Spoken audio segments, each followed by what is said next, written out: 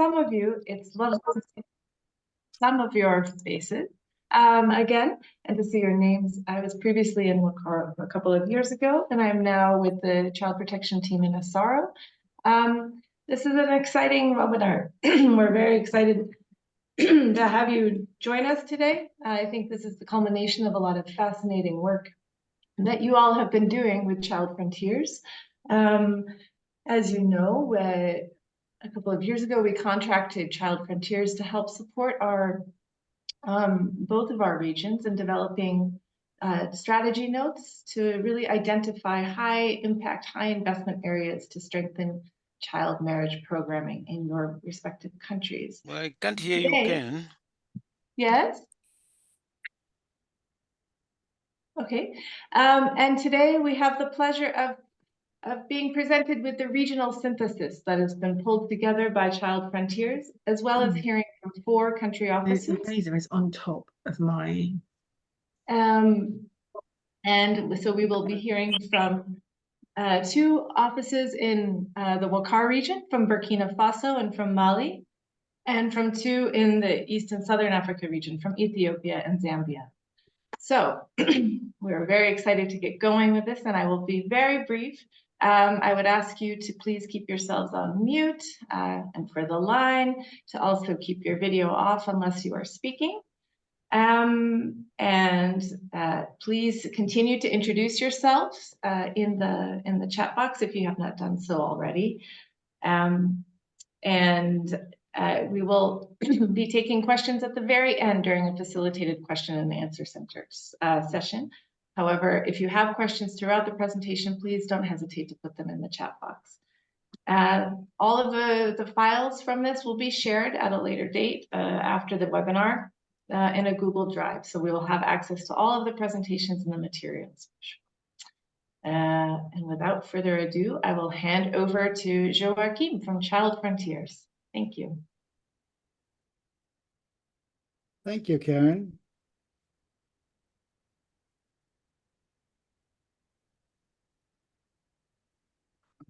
Okay, just a second. All right, can you see the screen? I can. Looks Very great. Good. So this is our final webinar to report on some of the key findings from the 18-month study in the 13 countries in sub-Saharan Africa. Let me move this. Okay. So for those of you who are new to this project, we were guided in our country strategies by 4 questions.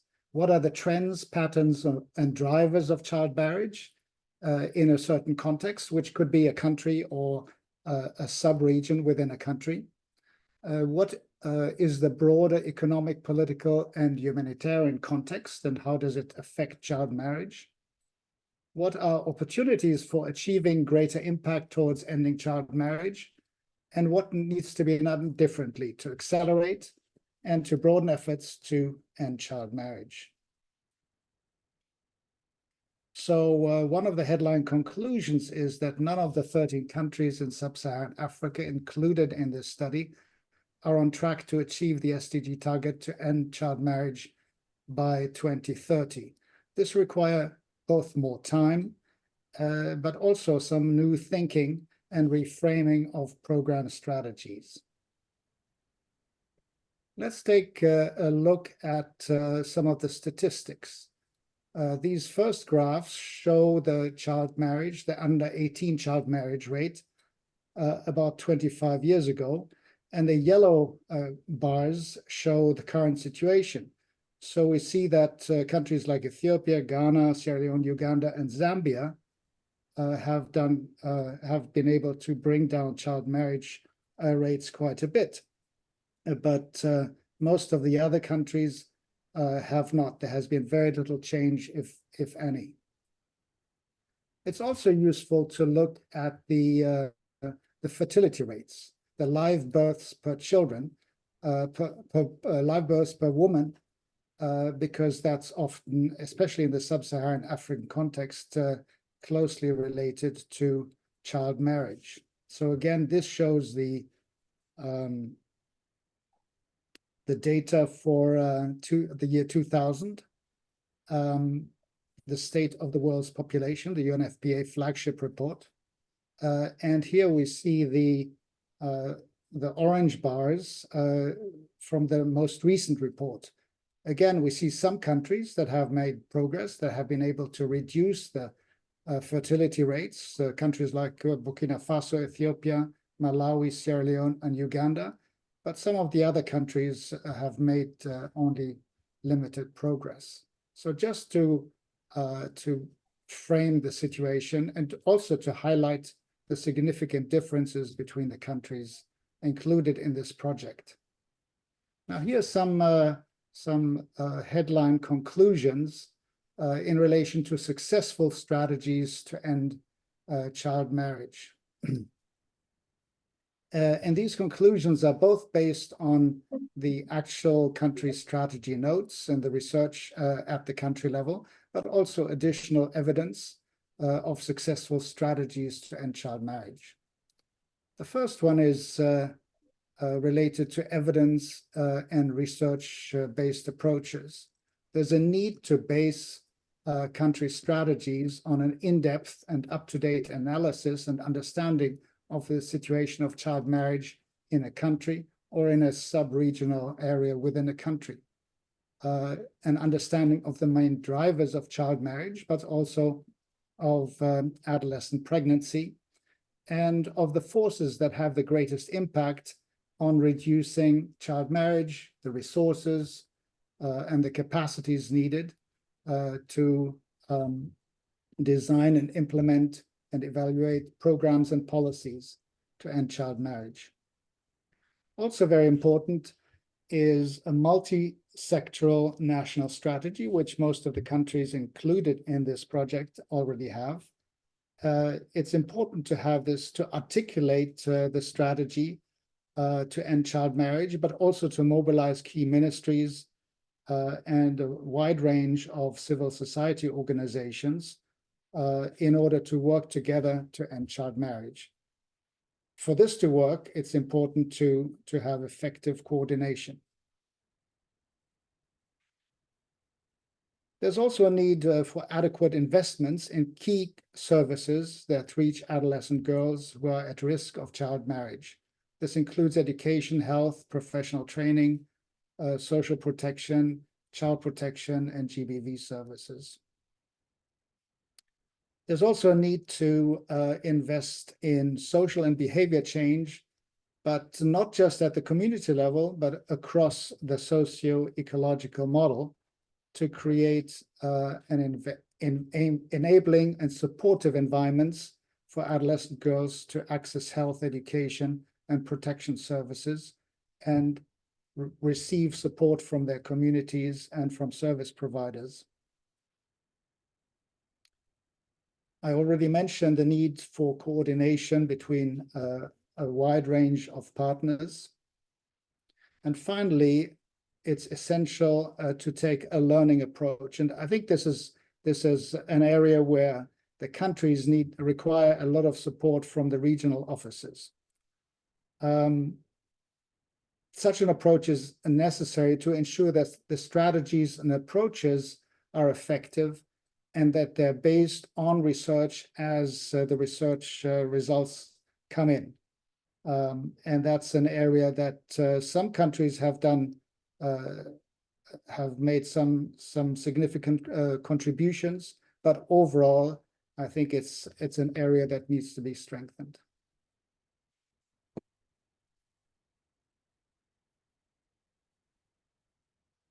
Now, all countries need to contextualize their strategies to invest in services and in assets for adolescent girls. So each country must identify the right mix of investments in services and systems for adolescent girls, where community engagement is important, but it has to be complementary to the program work on service provision. So the two sectoral areas, the two most prominent sectoral areas, most important sectoral areas to invest are, of course, adolescent sexual and reproductive health and education. And each of these areas are in themselves multi-sectoral and require partnerships with different service providers. For example, at the education level, it's not just about access and quality of education for all girls, but also menstrual hygiene, menstrual health facilities, ensuring that the school environment is safe, comprehensive sexuality education, and linkages with health, reproductive health, and protection services. Other areas for investments, of course, include life skills education for adolescent girls in and out of school, social protection, professional training and economic opportunities, GBV and child protection services for adolescent girls, as well as a focus on the youngest adolescent girls and an inclusion of married girls. For all of this, there's a need to explore new partnerships around the reframed strategy. So what kind of mix a particular context, a particular country, what kind of mix of interventions a country chooses, and how these interventions relate to each other, that has to depend on the context and on the country strategy notes that we've done, but also that countries may want to repeat in a few years, or countries that have not yet been included in this project may want to do. Now, looking at the global program to end child marriage and the theory of change. Overall, the program's theory of change is broad and provides a comprehensive chapeau for contextualized country strategies to end child marriage. So there's nothing wrong with the theory of change as a global strategy that covers all different regions, all different continents. But the framework is too broad to provide an effective program framework for any country context or sub-regional context. So countries and subnational regions must formulate more context-specific program frameworks to end child marriage. For this, I think it's important to remind ourselves that there are different narratives related to ending child marriage, and these narratives are partially overlapping. Even within the global program, there are different narratives. There's the child protection narrative, there's the reproductive health, adolescent reproductive health narrative, there's the narrative related to gender transformation, and there is the demographic dividend narrative. So these are just some of the narratives. So it's important to keep in mind that different organizations may use different narratives, and specific strategies may use a combination of those. Sometimes we found in the country strategies that in the research at the country level, that there has been a lack of alignment between the different narratives when it comes to the design of country strategies and programs. And some country programs have supported one-sided program strategies. Aka. Could you please mute? Different narratives can be used more strategically to align approaches, expand partnerships, and leverage additional sources of funding and expertise for child marriage.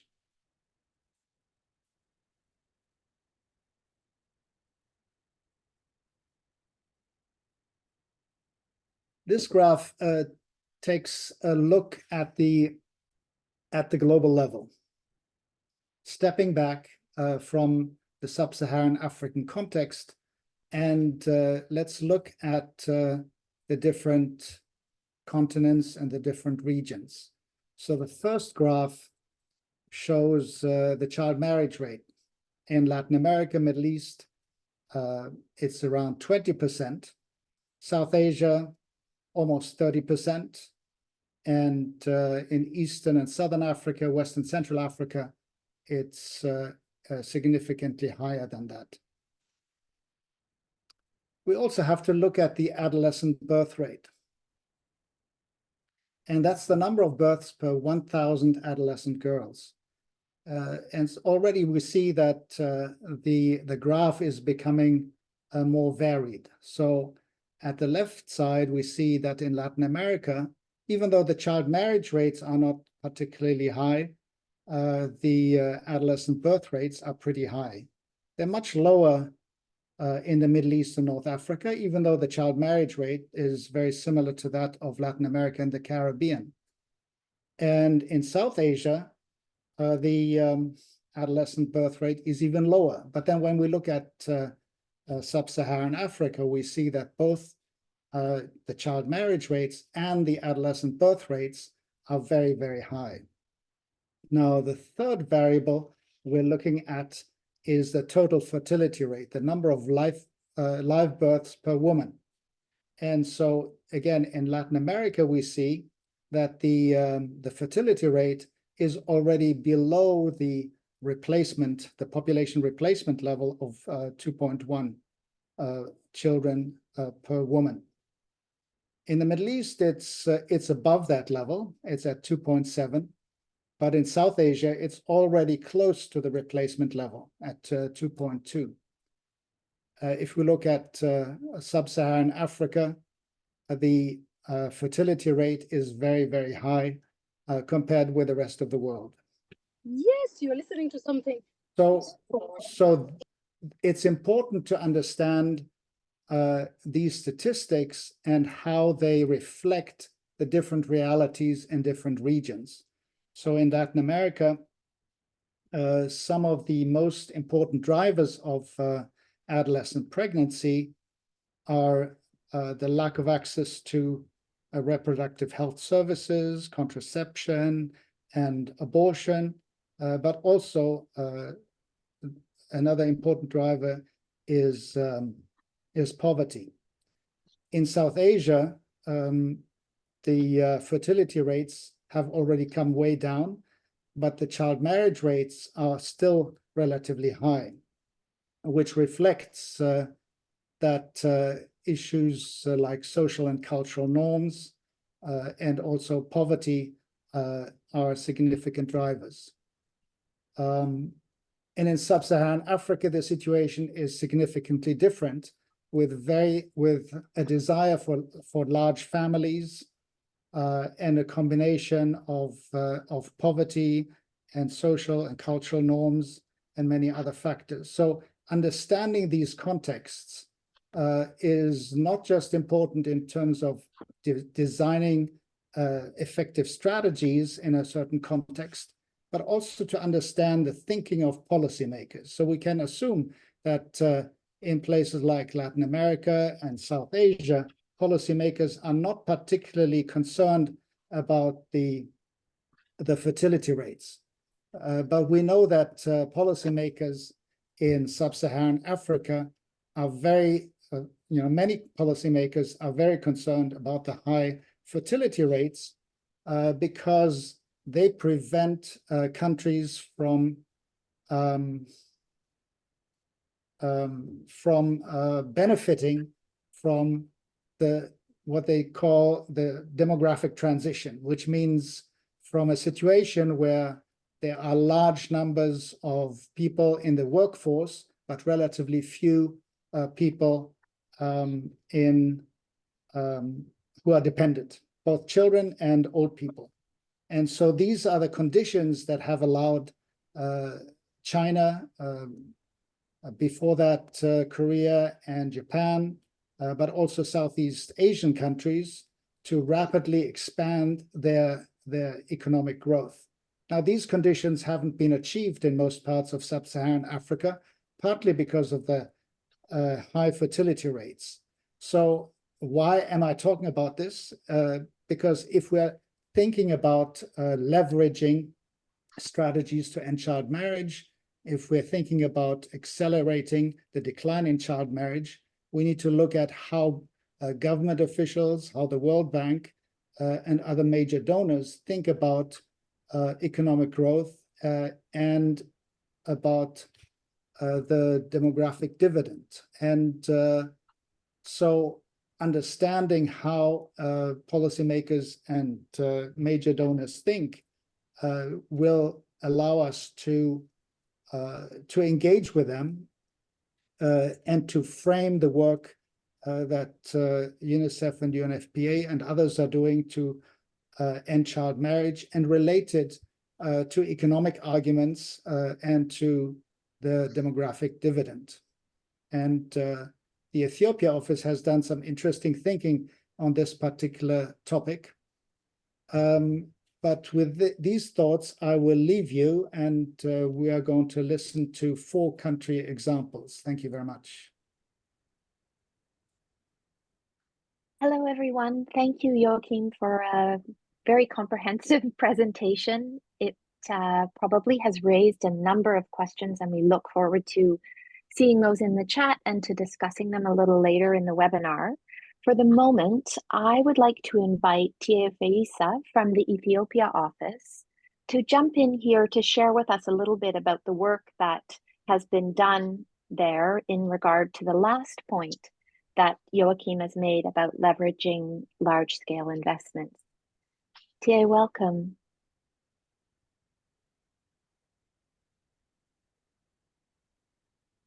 Are you there? I can't see, actually.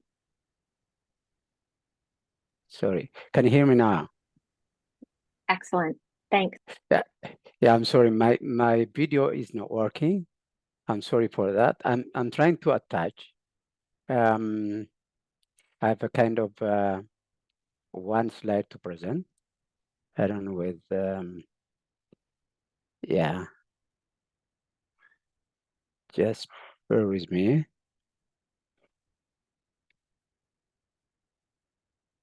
Or maybe I can share with you so that we share on my behalf.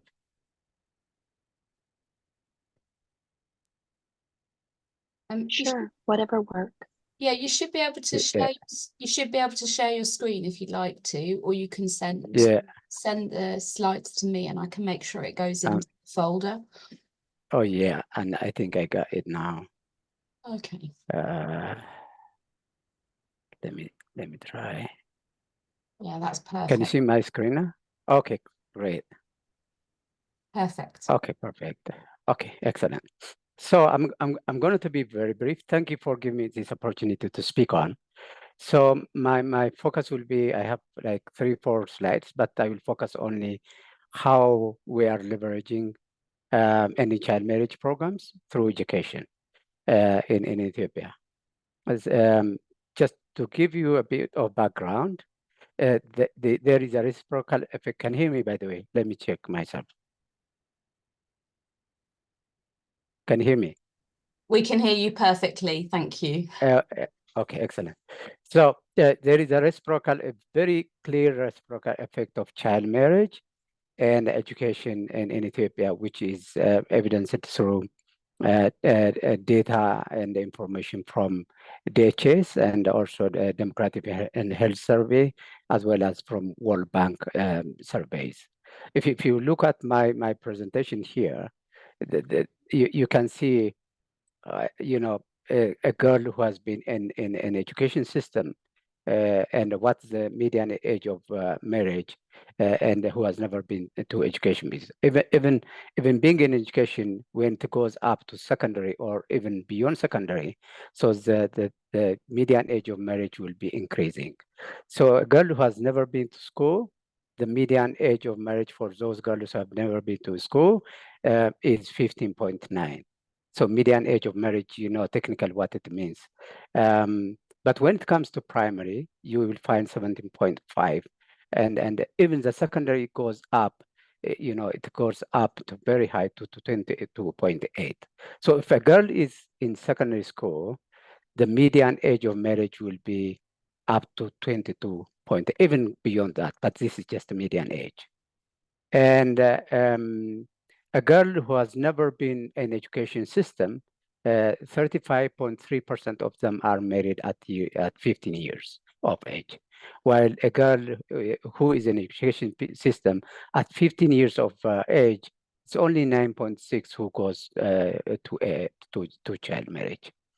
So in Ethiopia, every 1 year of secondary education, this is World Bank data, and every 1 year of secondary education reduces child marriage by 6%.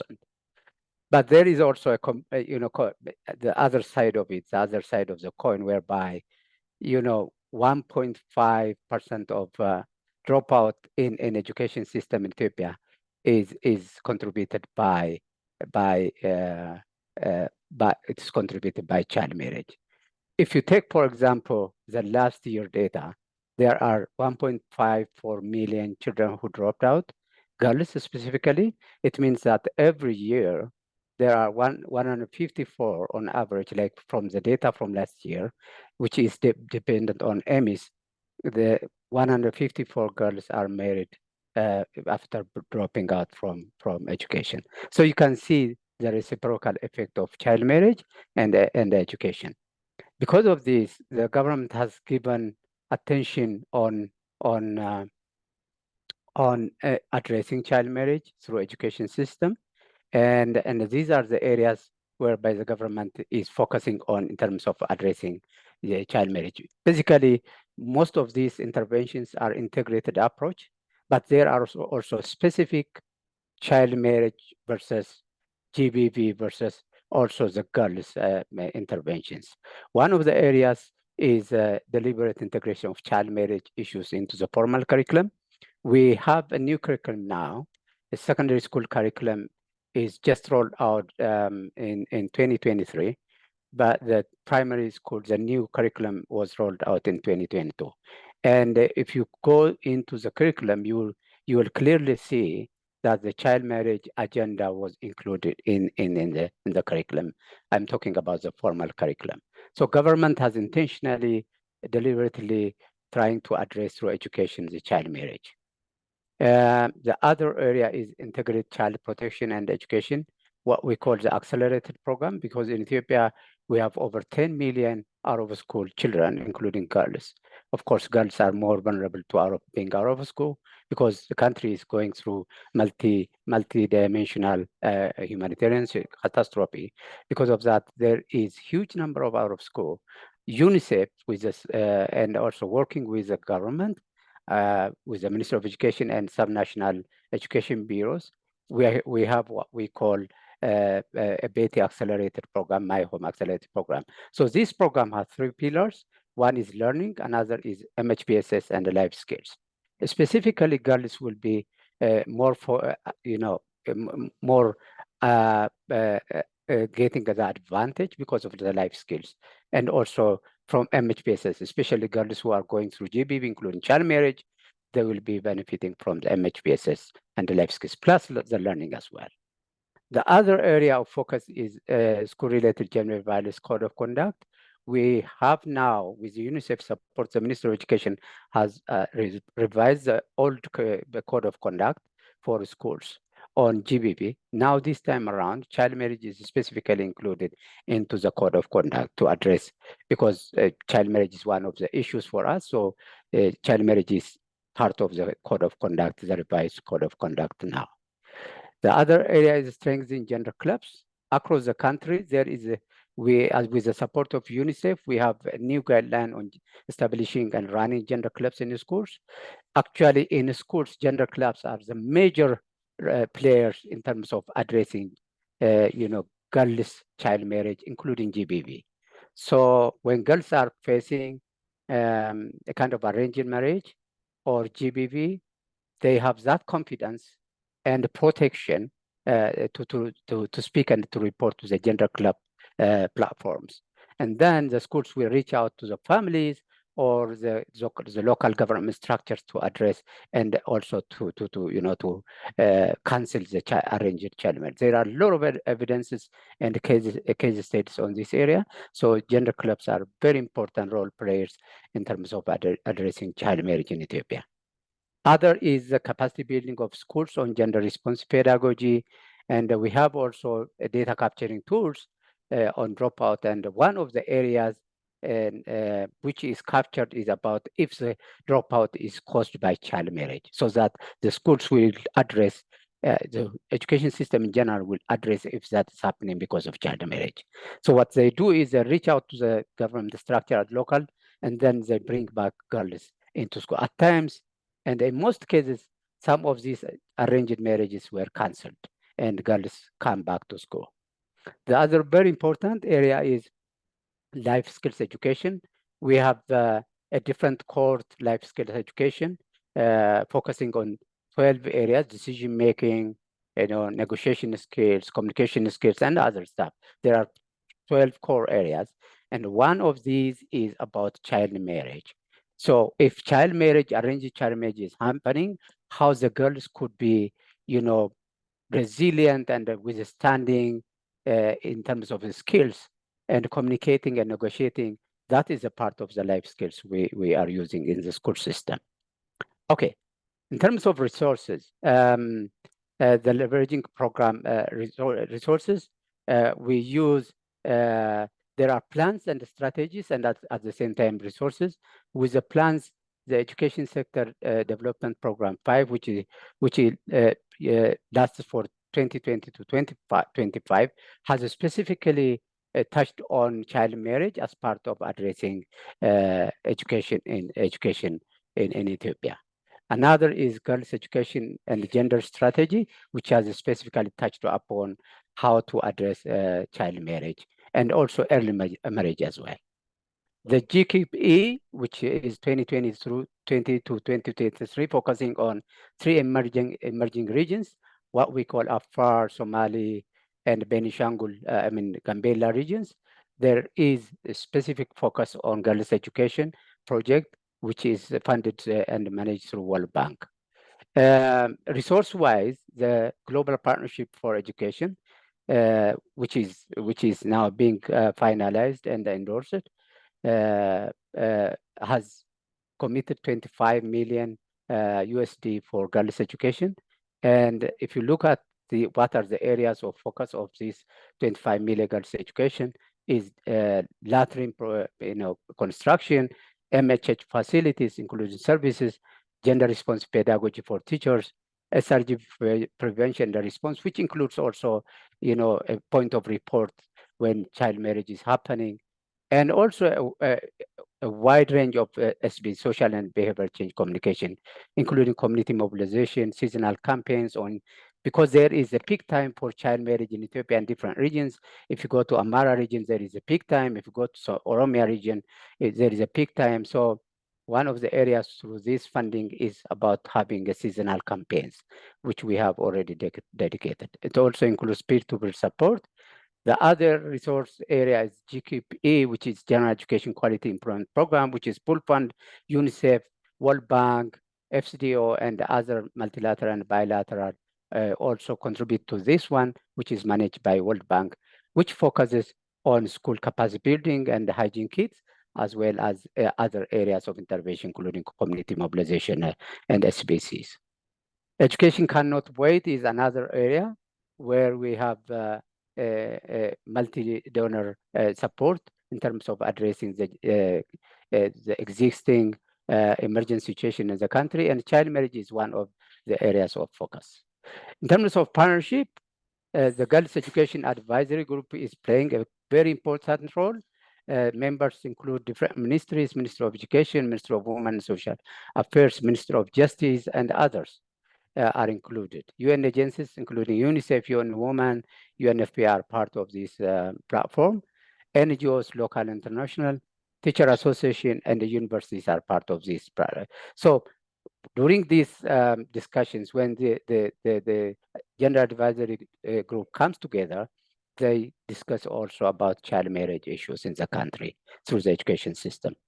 The other area is the education emergency cluster, which brings together NGOs and UN agencies. This also focuses on agendas that are related to ending child marriage. Let me stop here. Thank you for giving me the opportunity again. Tia, thank you so much for a fascinating presentation, which deserves a webinar in and of itself. I'm sure, like me, many have a lot of questions. I would, however, at the moment ask you to include them, if you have any, in the chat box, or to write them down for yourself to ask later. And I would like to invite Edwin Mumba now from the Zambia country office to speak about a multi-sectoral approach for building assets for girls. Oh no, sorry, for broadening opportunities for adolescent girls, excuse me. Thank you, Edwin.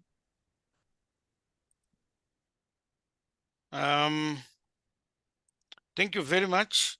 And I would like to appreciate this opportunity to speak from the Zambian context in terms of strengthening interventions on addressing adolescent pregnancy, which in our context is very much linked to child marriage. It's also good to hear our work that somehow there's some fruit that it's bearing from Joachim's presentations, that in Zambia we are seeing some progress that has been recorded. I think it's gratifying to note that our work is bearing some fruit, but also to acknowledge our partnership with Child Frontiers. I think we've journeyed together from the time that government launched the campaign back in 2013, but Child Frontiers from 2014, helping us to shape the narrative in Zambia in terms of teenage pregnancy and child marriage as to what are the key drivers. I think we've journeyed together to the point of drafting the country strategy.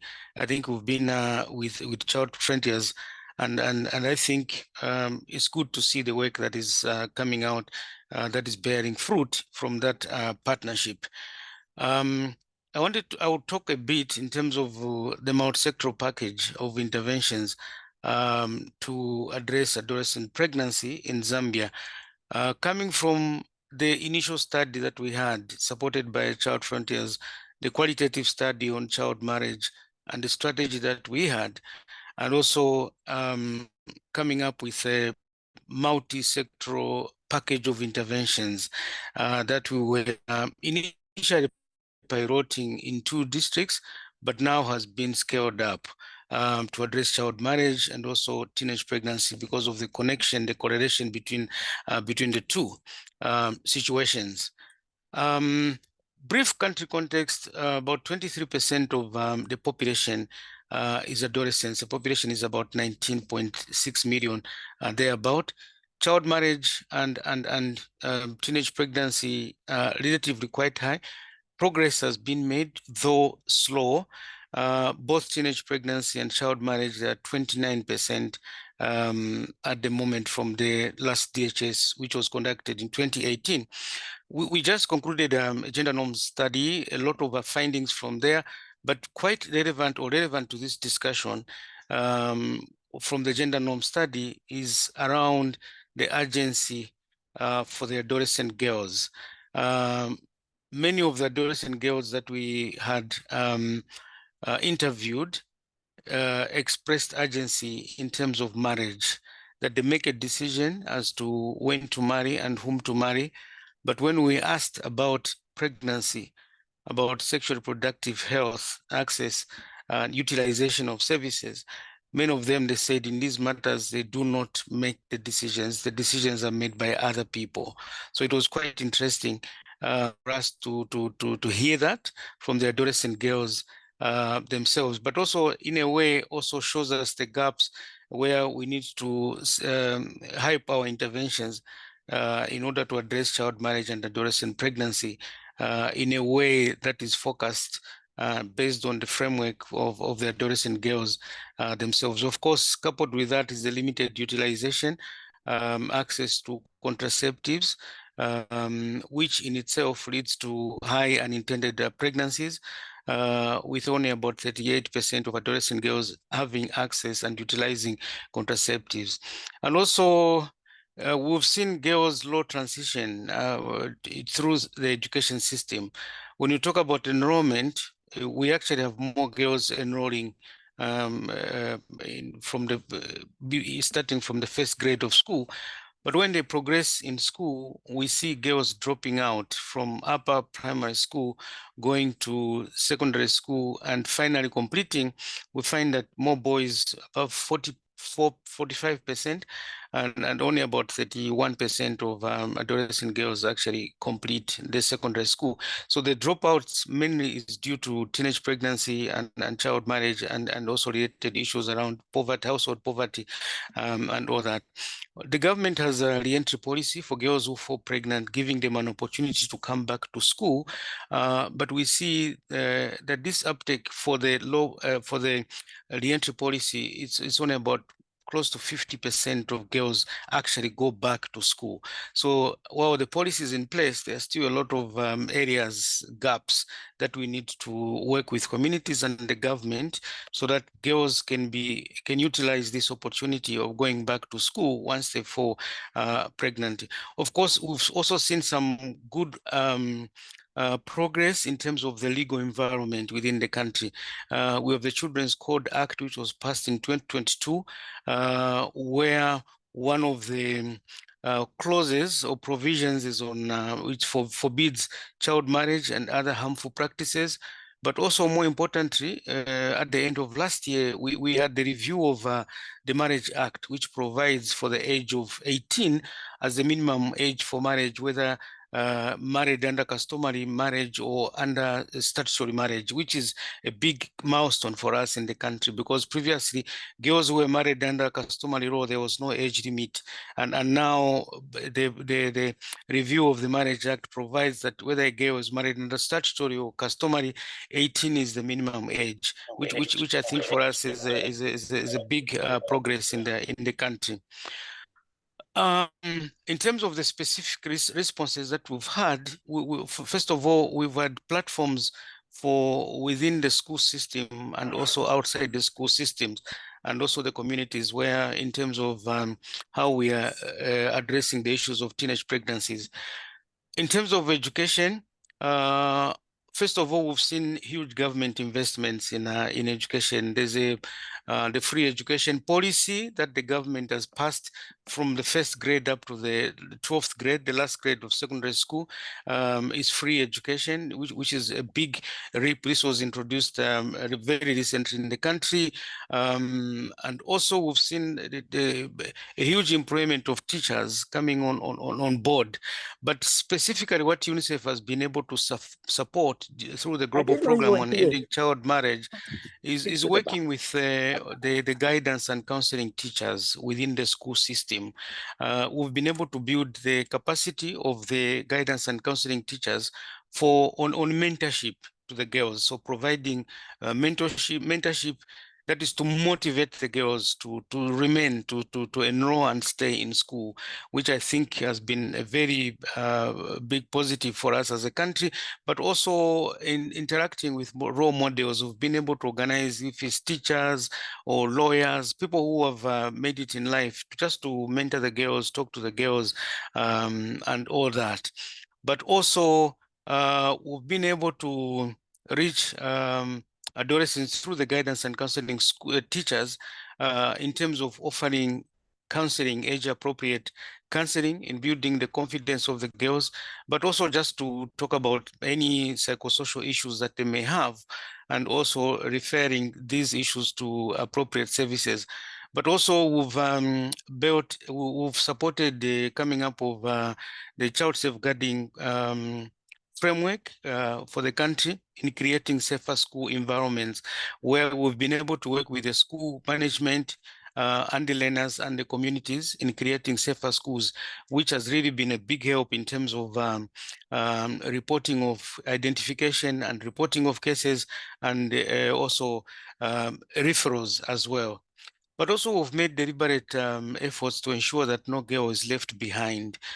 We've been able to work with at community level, we've been able to leverage with the strength of UNFPA in building what we call the collectives, the safer spaces at community level for reaching out to the out of school adolescent girls, but and more recently also adding boys.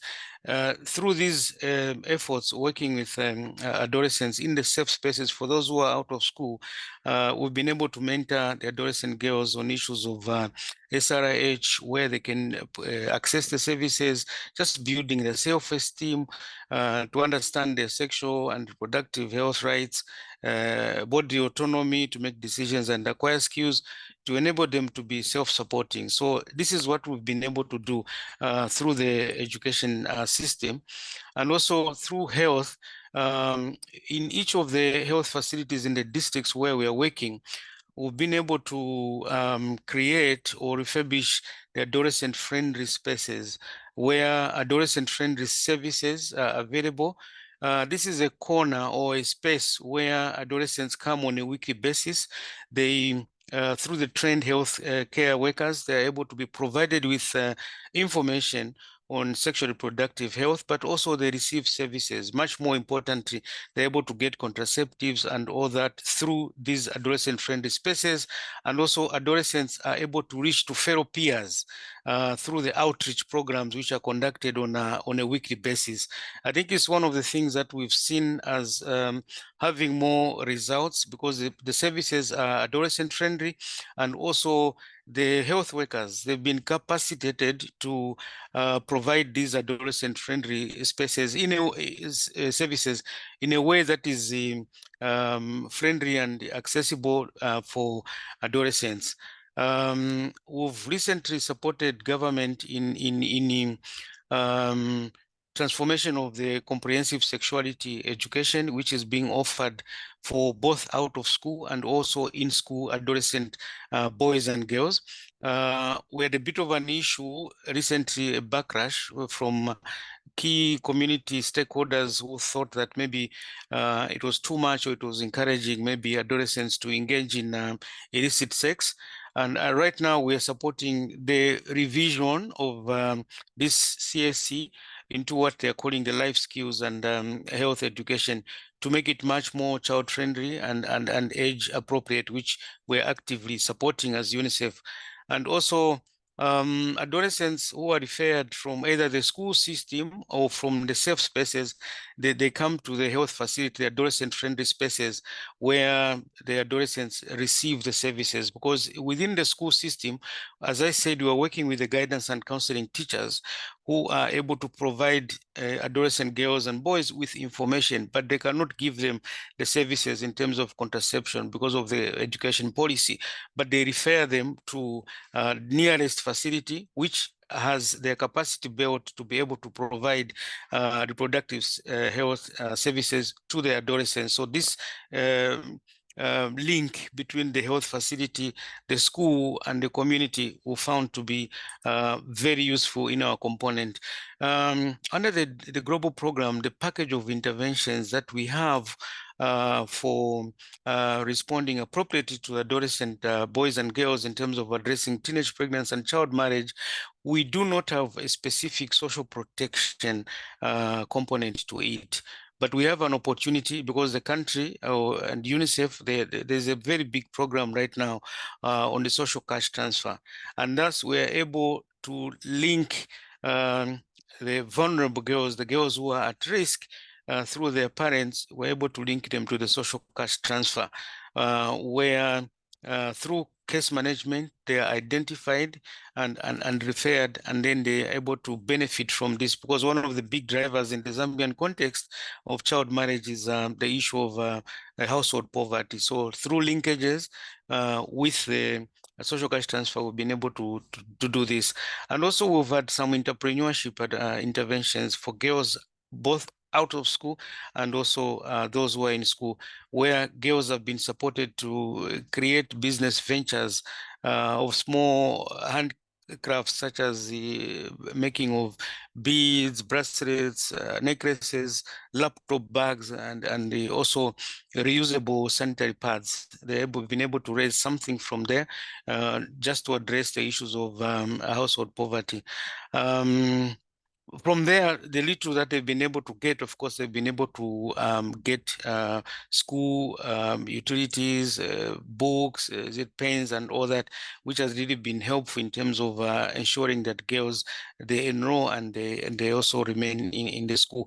In the government, at the moment, they have introduced what they call, it has always been there, the Constituency Development Fund, but we've seen this fund has been more budget has been allocated to the Constituency Development Fund, where there's a component for women and youth empowerment, so that girls are also given opportunities to excel in entrepreneurship skills and other skills that they're given, so that they are able to focus on education and in terms of getting to pregnant. And finally, in order to create an enabling and supportive environment in the community, we've been able to reach all the key community gatekeepers, such as the caregivers or the parents of the children, the traditional and religious leaders, and all. We've been able to involve them in a gender transformative community dialogue, so that they are also supportive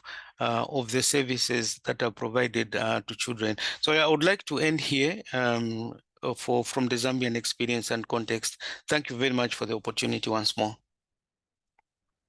Edwin, thank you so much for a really informative presentation, and it's fascinating to learn the way in which the kind of learning that's taken place over the last 10 years or so has informed this greater and greater contextualization of the issues on the ground in Zambia. I would like to now please invite Elisa Frias from UNICEF Mali to speak to us about the approach that the office has taken in Bamako to addressing the issues of child marriage. Thank you. Thank you very much, and good morning, good afternoon to all colleagues attending the webinar. Gillian, if I could have some help in presenting the slides. Yes, it's coming. Thank you very much. You might listen to some noise as we are kind of in the field right now. And I'm happy to share and inform you that my colleagues Eli and Aminata are also here joining me in this webinar, so we can share Mali's experience in how we have addressed child marriage with a life cycle approach for our day-to-day basis. Slide, please. Thank you. This is resume the data, official statistics of the context in Mali, where almost men and women account for 50% of the population.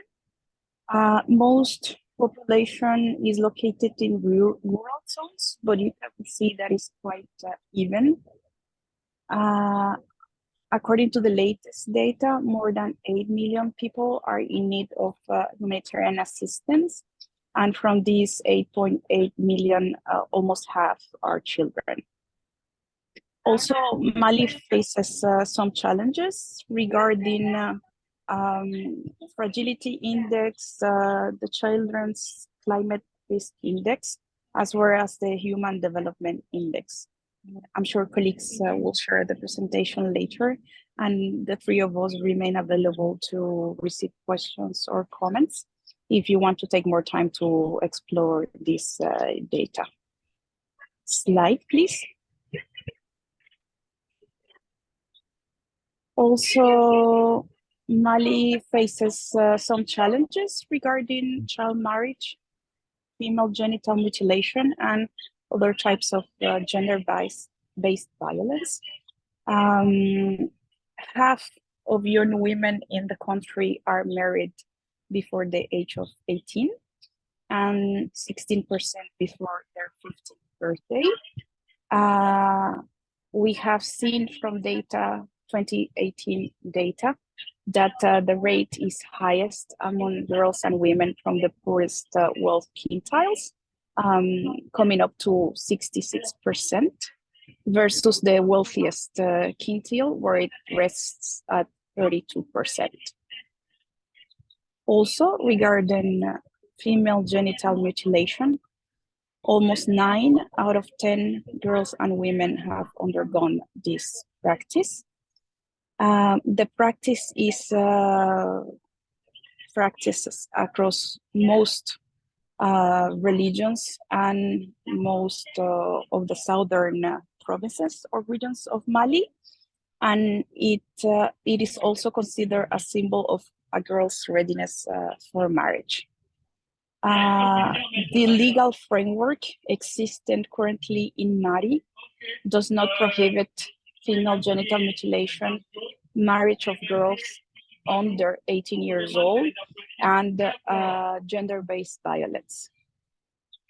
And finally, statistics on incidents of gender-based violence affect mostly women and girls. As you can see, 97% of survivors are women, and of these 97%, 36 of them are under 18 years old. Slide, please. Thank you. So you might have been wondering, what is this about the life cycle approach that UNICEF Mali is currently implementing since 1918? And it refers to the fact that the country program has been designed in collaboration with the government and UNICEF counterparts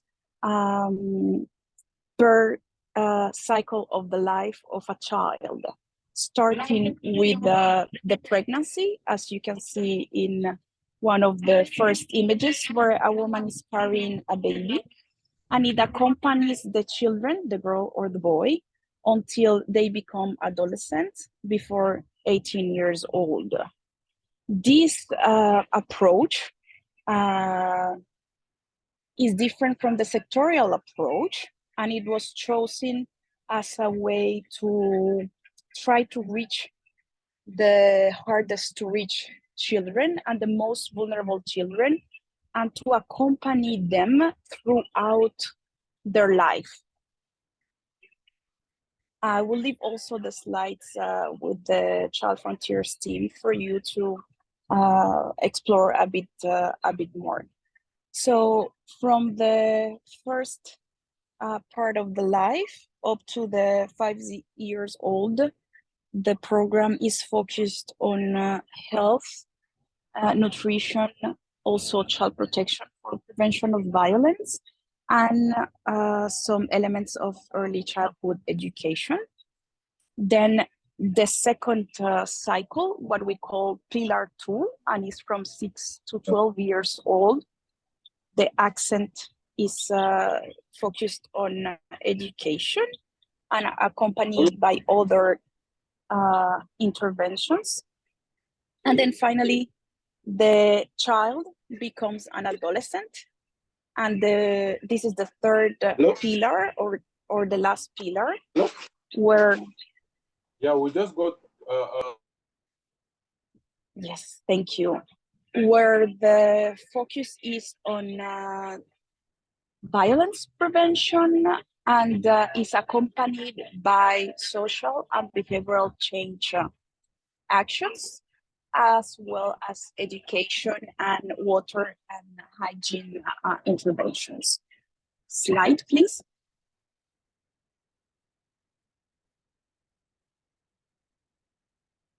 Thank you. So we reflected on what has worked well and how this approach has been able to benefit children and adolescents. And here are some thoughts. The advocacy made by UNICEF Mali regarding the usefulness of the life cycle approach resulted in us receiving multi-sectorial funding and even multi-agencies funding, like the Spotlight Initiative with UNFPA and UN Women in the second phase, and 2 more agencies in the first phase of the implementation. Also, we believe that there's a better understand and impact from colleagues internally at UNICEF of how gender-based violence can come across all sectors and how can all of them can contribute to a solution.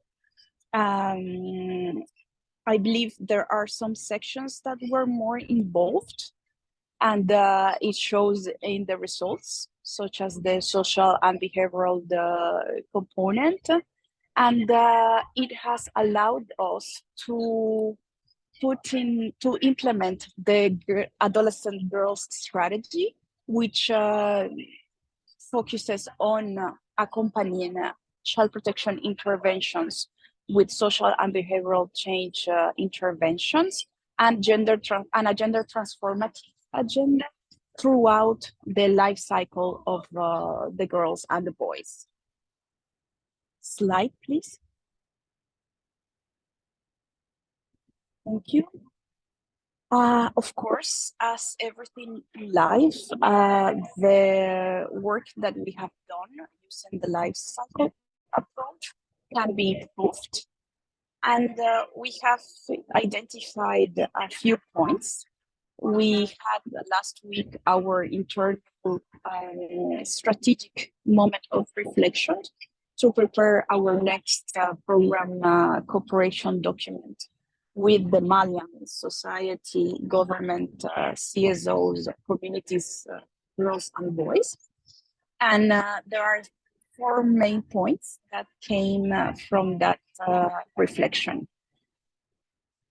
The first one is that we could do more internal cross-sectoral collaboration throughout all the programming cycle, from the conception of a proposal until the implementation, the evaluation, and the feedback phase, especially with social protection through Cash Plus, and also with the health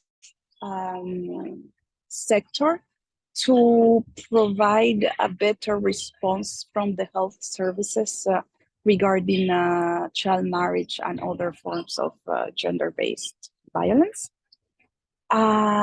We have also noted that we could have communicated more and maybe better with our counterparts about the approach, because normally CSOs, communities, and government authorities are not used to this approach, or this is a quite new approach. They know more the sectorial approach. We think also that we could include more systemic feedback on progress to show how there are better results if we work integrated instead of per sector. And also the construction of proposals from the beginning with this same approach instead of going for the sectorial approach would give us better results. On that last point, I have to highlight that UNICEF Mali is currently benefiting from 3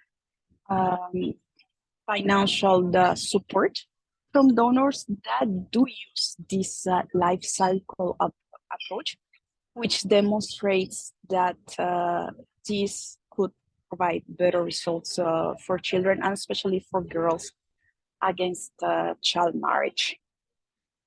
Slide, please. Thank you.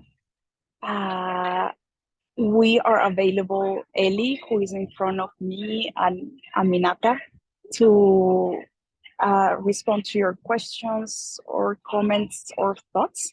And once again, we would like to thank you for giving the opportunity to UNICEF Mali to share our thoughts with you. Thank you very much. Merci. Aunitier.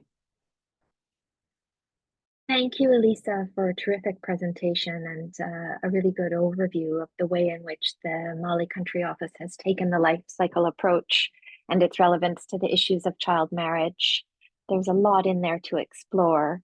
I'm aware that we're running on time and we still have one quick presentation from Burkina Faso. We are going to have a presentation from the government, a government representative who's working with UNICEF there, and I welcome a presentation from them. Thank you.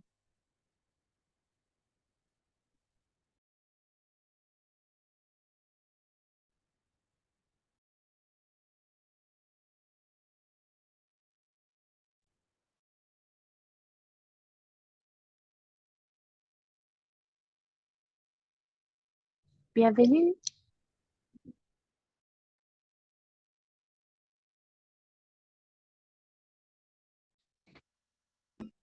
Bonjour. J'espère que vous m'entendez bien. Can you hear me well?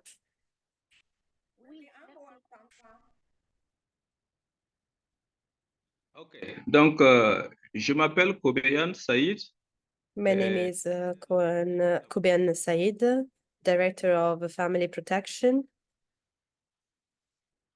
at the Ministry Child of Humanitarian in Burkina Faso. I'm here joined by the team of Burkina Faso to make this presentation of the situation in Burkina Faso.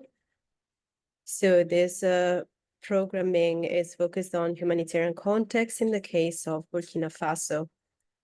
I have to say that in Burkina Faso, we are in a crisis context on a humanitarian and security way. And this crisis have had lots of consequences, lots of impacts on the population. 31st December 2023, we had over 10 million IDPs.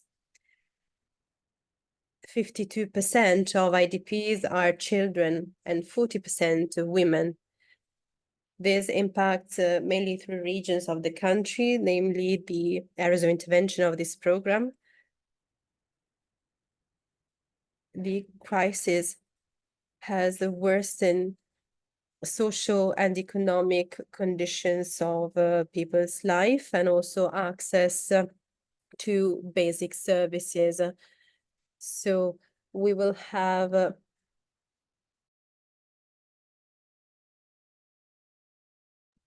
actually the presentation is not following, so we cannot see the next slides.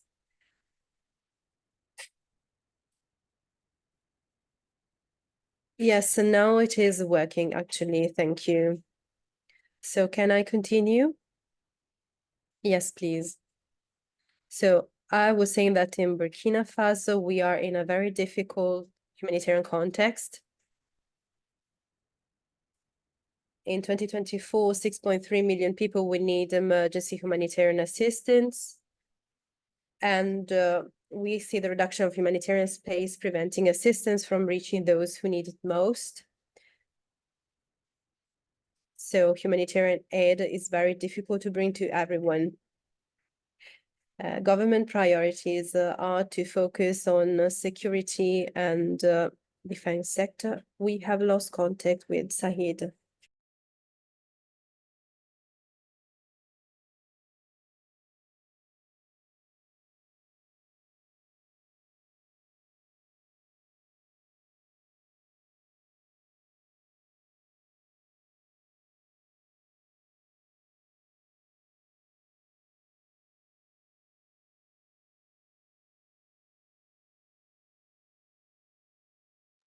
Apologies, but we cannot hear Said. I think we've lost contact with Said.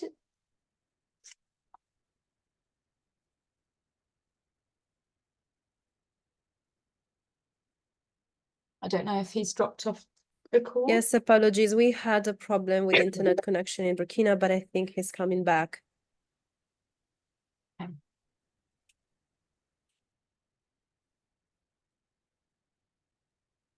Yes, you're joined again, so you may continue, please. Can you hear me now? Yes, we can hear you. Apologies, I had a connection problem, but I hope that I won't have any more technical issues in continuing my presentation. Yes, it is working. Thanks a lot. So I continue with the next slide. I have to say that in Burkina Faso, the child marriage rate is quite high. Currently, we have data from a 2021 survey for girls aged 20 to 24. We have almost 8% of girls aged before the age of 18 and 38% before the age of 18. We see an exacerbation of the situation due to the security crisis.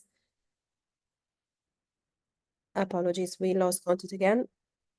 So I was saying we see the deepening economic crisis has made households poorer. We have seen closure of health centers and reduction in school provision. Also reinforcement of certain religious practices because terrorist groups are impacting the issue of child marriage in specific contexts. And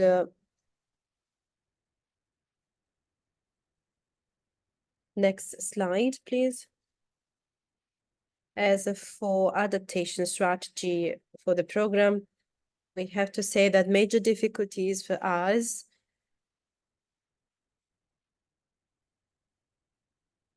are failure to host certain mass awareness raising campaigns and activities and public statements in security challenged villages because they are not accessible.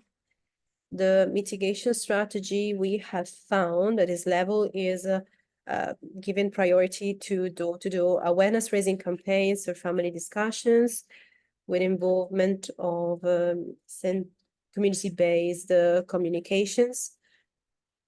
So we use people living in these communities in order to raise awareness.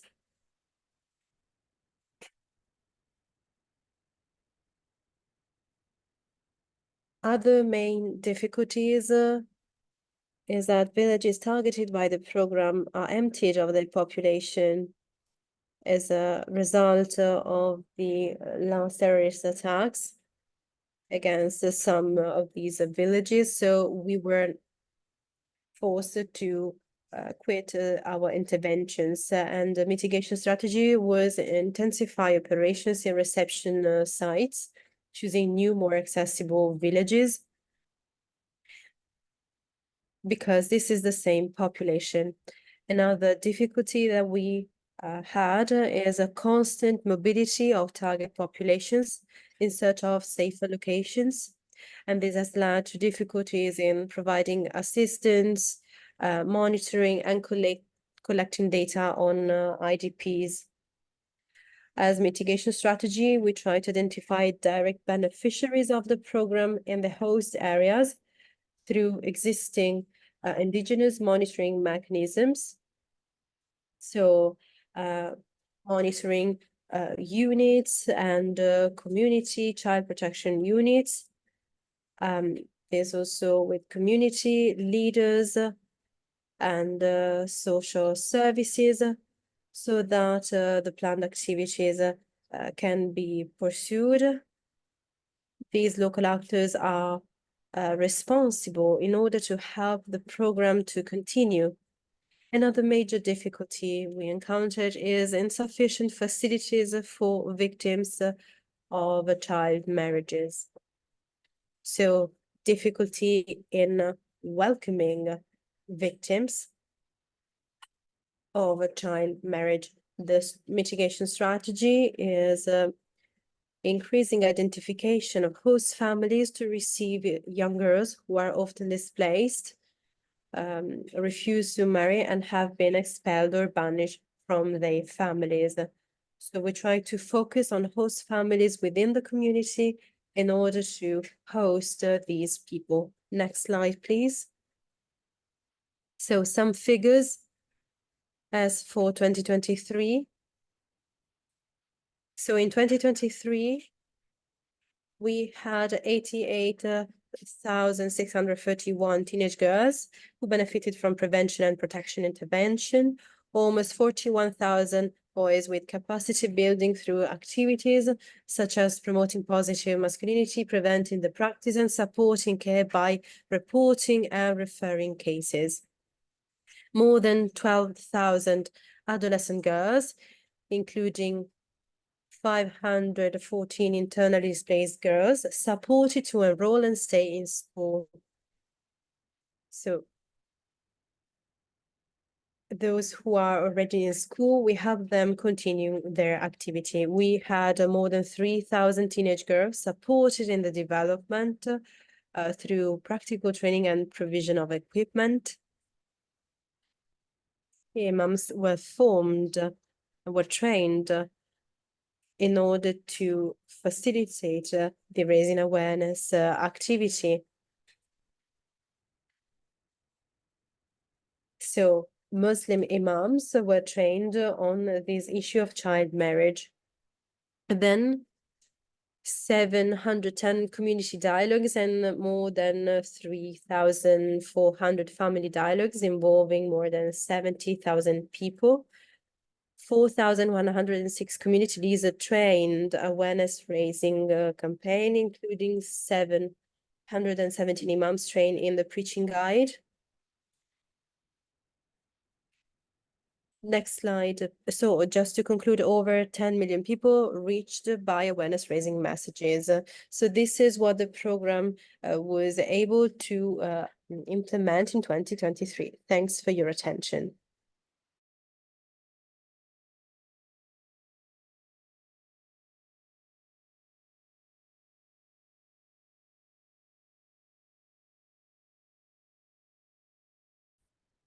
Yes, good morning. Can I just make a small clarification from Burkina, please?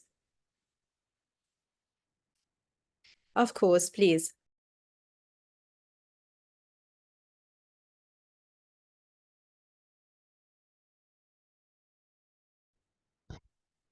So this is a joint partnership of the UNFPA and UNICEF, and we work together on this problematic in the context of the child marriage in Burkina Faso. Thank you.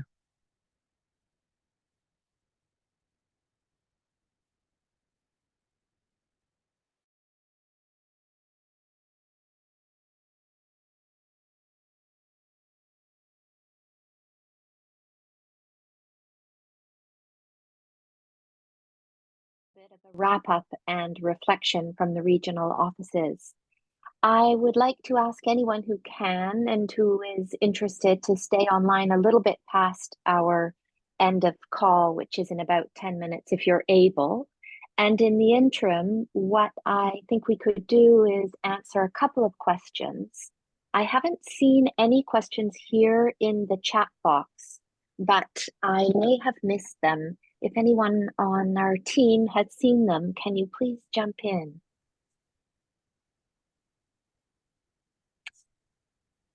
I think there may be one, but I'm not sure because it's in French and I can't read it. Oh, yeah, Bertha is, I think it's more of a comment than a question. Bertha has just translated it. Yes, thank you. That's a comment about the very interesting work happening in Togo.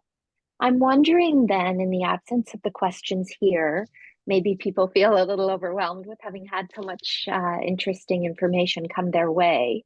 I might like to invite Catherine Mueller from the regional office in Dakar to share with us some of her reflections on the learning to date and next steps, etc. And of course, just before I do that, I want to thank the presenters for some excellent information and thought-provoking. Thank you. Thank you very much. Sorry, thank you very much, Julian, for handing over. And before I wrap up or talk about any reflections, I think I would really like to take the opportunity to thank you and the whole Child Frontiers team for the work you've been doing over the last 1.5, 2 years. You know, all the countries you supported, the colleagues you engaged with, and it's been really helpful. You know, at times eye-opening. It helps us at the regional office to support countries better. You know, it helps countries to identify the top priorities that are both needed as well as that could work given their specific situations, contexts, dynamics, capacities, the government and non-government. So a huge thank you to Gillian and the whole Child Frontiers team. And of course, also a big thank you to all the countries, to all the country colleagues and partners who are embracing the changes that Child Frontiers suggested, you know, for having used the strategy notes and the recommendations. And we've really seen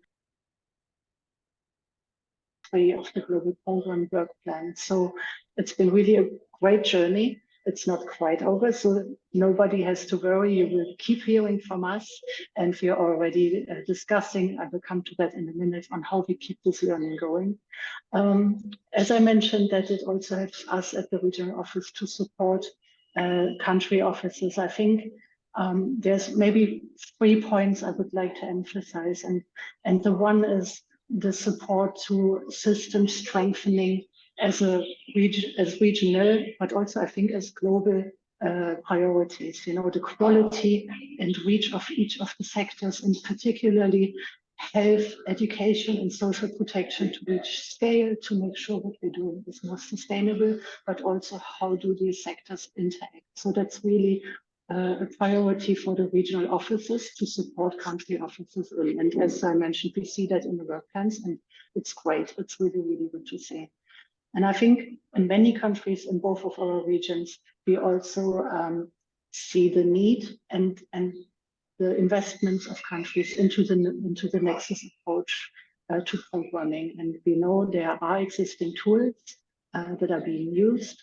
There are ongoing studies that will inform whatever we bring into the tools, whatever we can discuss during country workshops. So we are aware of this, and I would just want to reaffirm that you will have our regional offices approach across both the regions.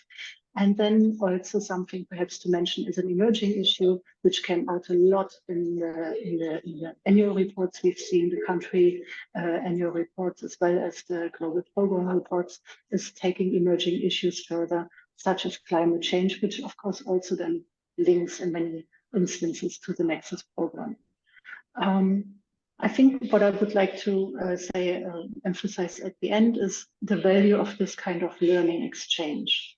I know that our Child Frontiers colleagues have been in touch with many of you to consult you about the learning platform, about the webinars, the newsletters, and how this should or could go on and be continued in the future.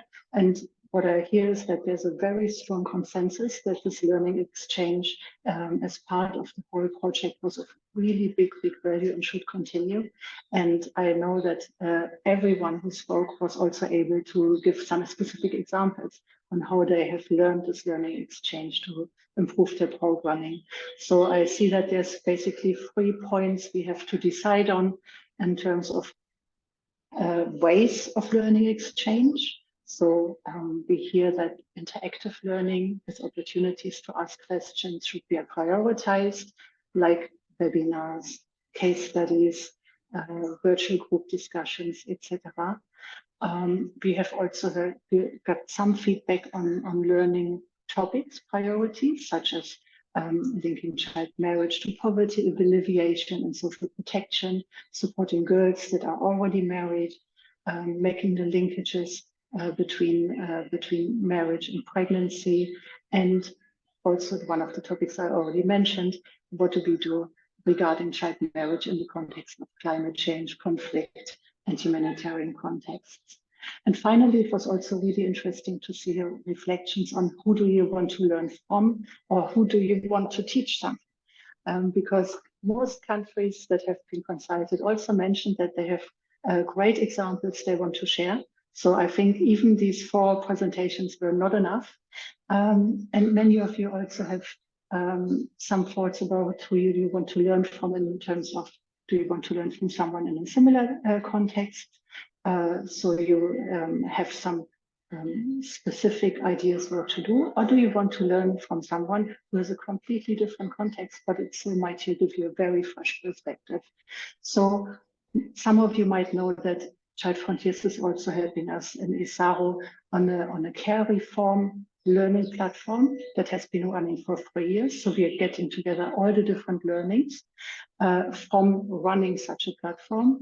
And you will definitely hear from us about how do we move forward with this kind of webinar, newsletter, etc. And I know that Emily has also prepared 2 questions in a poll, and she will put, she already put the links on Google Forms in there. So if you could just click on it, there's an English and a French version. I think it's 2 questions. If you could do it straight away, that would be great.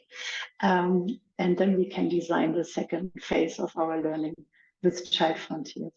So I think I kind of hand back to you quickly in case somebody asked a question that I didn't see. Jillian, are there any questions flowing in? Thank you, Catherine. The questions are not flowing in. I think we maybe all are in thinking mode at the moment, but thank you for the presentation. And it's been such a pleasure to do this work.